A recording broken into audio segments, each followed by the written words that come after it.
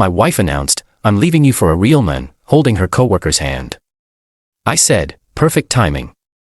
When my lawyer walked in with photos of her 5 other affairs, her real man realized he wasn't even that special. I, 34 male, was sitting in our living room when Diana, 32, walked in with her coworker Brett, 28. She had that look, you know, the one where someone thinks they're about to deliver life-changing news and expects you to crumble. "We need to talk," she said, grabbing Brett's hand for courage. I muted the game. "Sure. I'm leaving you for a real man." She squeezed Brett's hand tighter. "Someone who actually appreciates me. Who doesn't just sit around watching sports and playing video games."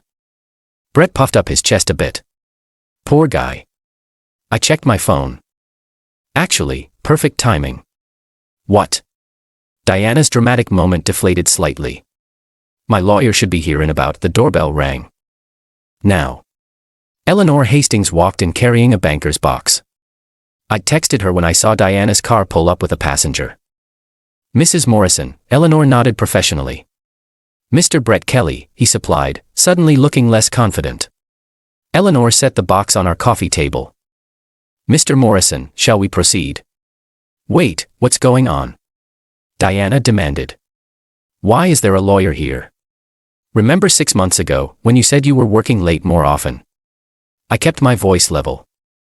"I noticed you were coming home smelling like different colognes, not Brett's, several different ones." Diana's face went pale. Brett's hand loosened in hers. Eleanor opened the box and pulled out 6 manila folders. "We have documented evidence of 6 extramarital relationships over the past 8 months. 6. Brett's voice cracked. "You're number 4, chronologically speaking," Eleanor informed him helpfully. I watched Diana's face cycle through emotions. Shock. Anger. Calculation. "You hired someone to follow me." "That's sick." "No, I hired a forensic accountant." I leaned back. "See, you kept using our credit cards for your dates." The paper trail was extensive. Eleanor spread out the evidence. Credit card statements highlighted in different colors. Green for Mr. Kelly here. Blue for Jackson Reeves from accounting. Yellow for Dr. Martinez from your yoga class. Pink for your personal trainer, Leo. Orange for Thomas from your book club. And purple for someone named Dante you met on a business trip. Brett stepped away from Diana. 6 guys at the same time. Not exactly at the same time, Eleanor clarified, though there was significant overlap. Particularly busy week in September, she had dates with 4 different men. "This is entrapment," Diana sputtered. "That's not what entrapment means," Eleanor said patiently. "This is documented evidence of infidelity using marital assets." Brett was backing toward the door. "Diana, you said I was special, that we had something real." "We do, baby." "This is just Thursday nights were mine, right?" Brett asked. "Our night." Eleanor flipped through papers. "Thursday, September 15th, dinner with Mr. Reeves at Chez Laurent. Thursday, September 22nd, hotel reservation with Dr. Martinez." "I'm out." Brett headed for the door. "Brett, wait," Diana started after him. "Let him go," I suggested. "We have more to discuss." She whirled on me. "You bastard, you've been planning this." "For 3 weeks, yes, since I confirmed the 6th affair." "I want a divorce." "Already drafted." Eleanor pulled out another document, along with a complete financial disclosure. "You've spent approximately $32,000 on your affairs using credit cards, cash withdrawals, and charges to our accounts. That's marital money. I'm entitled to spend it. On household expenses, yes. On hotel rooms and expensive dinners with multiple partners, no." Diana grabbed her phone. "I'm calling my lawyer." "Goldstein, Ramirez, or Phillips?" I asked. She froze. "How do you?" "You saved their numbers in our shared contacts by mistake." I assumed one of them would call back eventually. Her phone rang. Brett's name flashed on screen. She answered eagerly. "Baby, let me explain." I could hear him from across the room. "Lose my number. And I'm reporting this to HR first thing Monday." The call ended.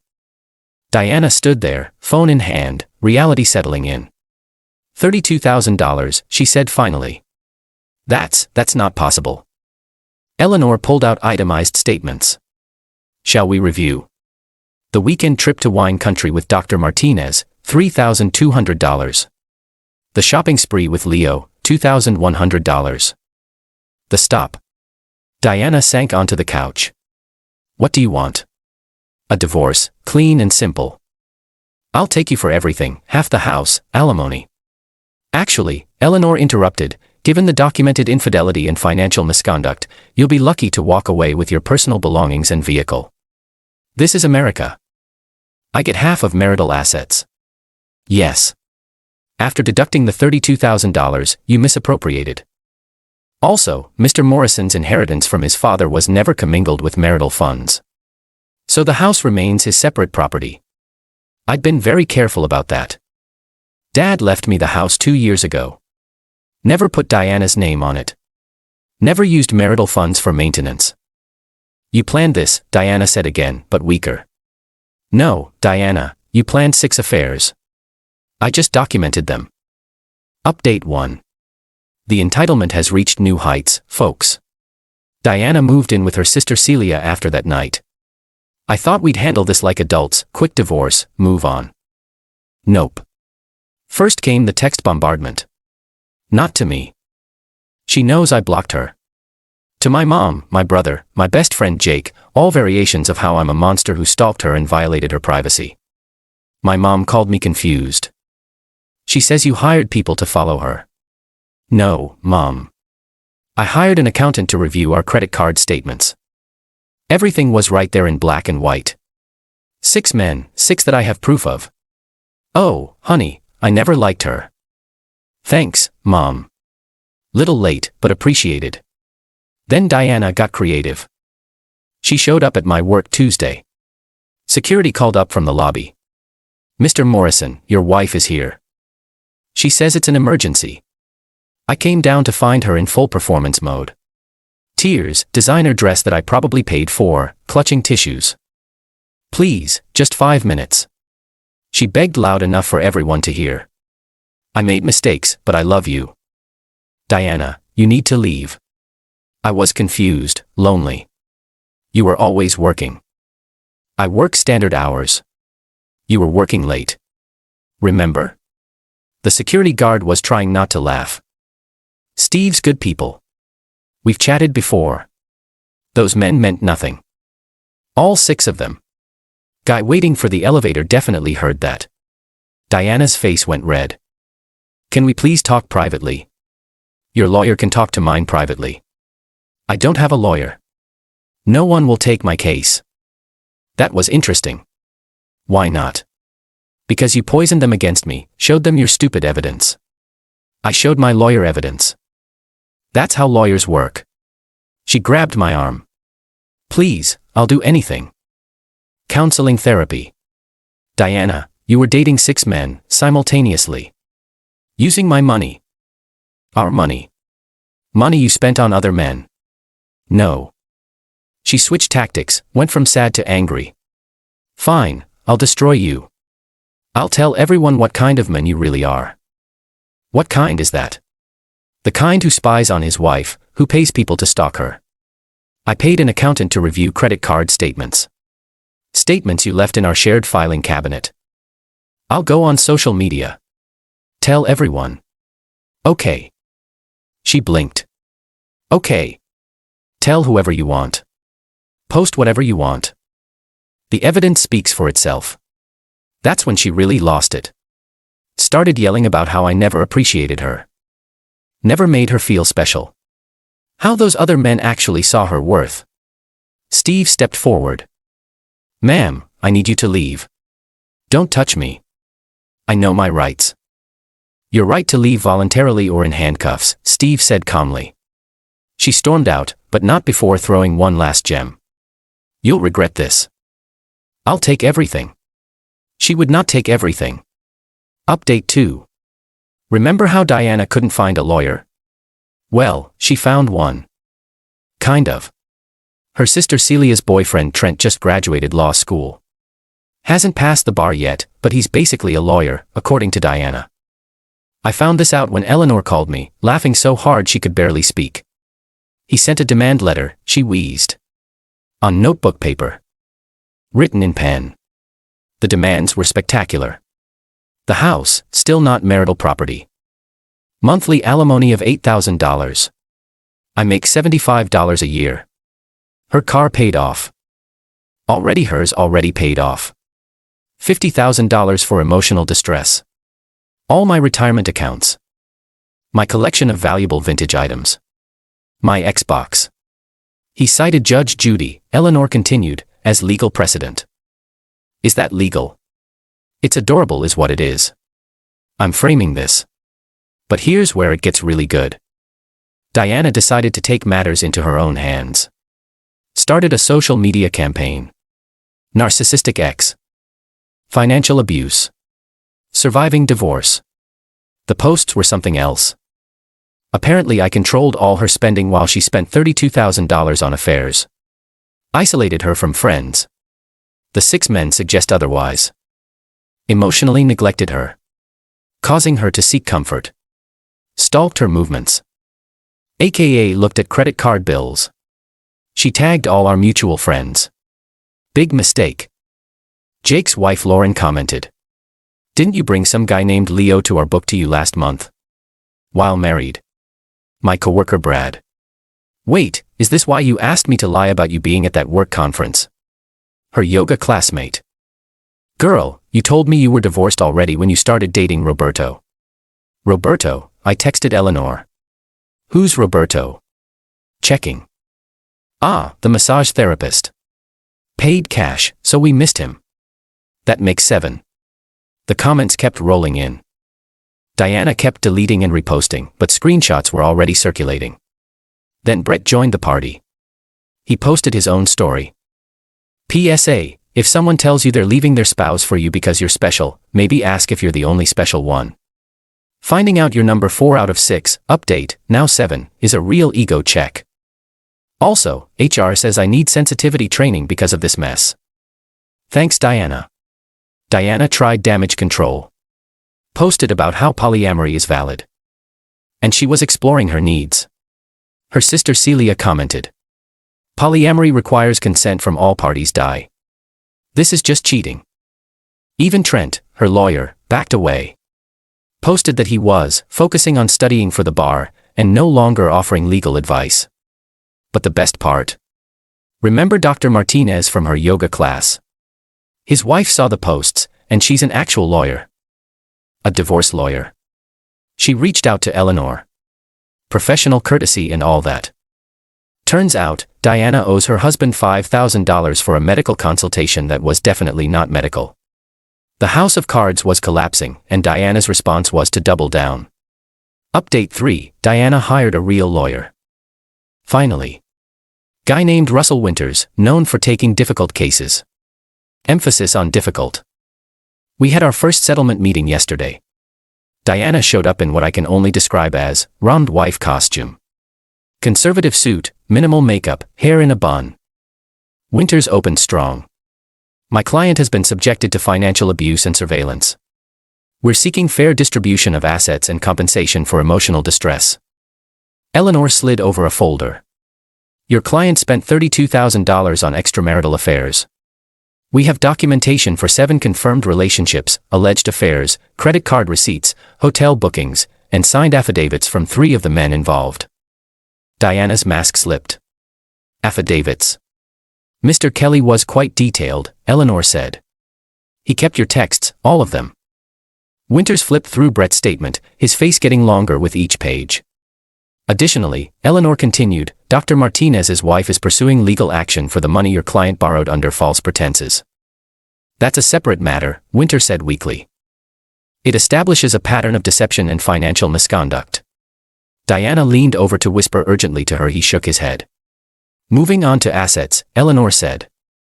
The house is protected inheritance, not marital property. The vehicles are already separately titled. Retirement accounts will be divided according to state law after deducting the misappropriated funds. That's not fair, Diana burst out. I supported him. I made that house a home. You lived there rent-free for 2 years while spending marital funds on dates with other men, I said calmly. You never made me feel appreciated. I appreciated you, I just didn't know I was sharing you with half the city. Winters tried to regain control. My client is willing to accept a modest settlement to avoid prolonged litigation. Eleanor smiled. How modest? The house. No, half the house's value. It's not marital property. Then $100,000. For what pain and suffering? Eleanor laughed, actually laughed. Your client caused pain and suffering. She doesn't get paid for it. Diana stood up. This is ridiculous. I gave him the best years of my life while giving the best nights to everyone else, I muttered. I want what I'm owed. Here's what you're owed, Eleanor said, pulling out another document. After calculating the misappropriated funds against your share of marital assets, you'll receive approximately $3,200, your car, which is already in your name, and your personal belongings. $3,000. I can't live on that. Then I suggest you get a job. I have a job. Then you'll be fine, Winters whispered urgently with Diana. Finally, we need to caucus. They left for 20 minutes. When they returned, Diana looked defeated but determined. We want the vintage collection, Winters said. I looked at Eleanor confused. She checked her notes. The Xbox and the baseball cards and the signed jerseys. They almost laughed. My Xbox is 5 years old. The baseball cards are reprints worth maybe $50. The jerseys are from the team store. Total value might be $500. Diana's face fell. But you said they were valuable. No, you assumed they were when you saw them in protective cases. I just like keeping my stuff nice. Winters closed his folder. We'll need time to reassess. As they left, Diana turned back. This isn't over. Actually, it pretty much is, Eleanor said cheerfully. Final update. The divorce was finalized last week. Diana fought until the end, but reality has a way of winning. Final settlement. Diana got her car and personal belongings, $3,200 for marital assets after deductions. Half of my 401k, about $12,000 as required by state law. No alimony, no house, no Xbox. That was a weird hill to die on. The best part? The aftermath. Brett got fired, not for the affair, for lying about client meetings. That were actually dates with Diana. Turns out, companies don't like expense report fraud. Dr. Martinez's wife divorced him and took him for everything. Diana was subpoenaed as a witness, had to admit under oath to borrowing money for a business opportunity that was actually a weekend trip. Leo, the personal trainer, lost his job at the gym when 3 other clients came forward about inappropriate relationships. Diana's social media campaign backfired spectacularly. She's basically unemployable in our city now. Who knew publicly admitting to affairs with coworkers and clients would hurt your professional reputation? Last I heard, she moved back in with her parents 2 states away. Celia told my mom, they still talk at the grocery store, that Diana's working at a call center and learning to budget. She texted me last month, just once. I'm sorry, I screwed up everything. Is there any chance we could talk? I didn't respond. Eleanor advised against any contact that could be misconstrued. But I did see her Instagram story last week. She forgot to block my gym account. She was at a bar with some new guy. Caption, finally found a real man who appreciates me.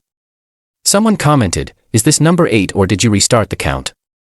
She deleted it within an hour. As for me, I'm good. House is quiet, started playing basketball again with Jake and the guys. Got a promotion at work. Turns out not having drama at home improves your focus. Who knew? My brother asked if I regret anything. Honestly, just that I didn't look at those credit card statements sooner. Could have saved myself about 20 callous. But hey, expensive lesson learned. When someone shows you who they are, believe them. And when they show 6 other guys who they are on your dime, definitely believe the credit card statements. Thanks for following along, Reddit. Remember to check your statements, trust your gut, and maybe don't date someone who thinks Judge Judy is legal precedent. Oh, and Brett started a podcast about surviving narcissistic relationships. Diana threatened to sue him for defamation. He called it free advertising.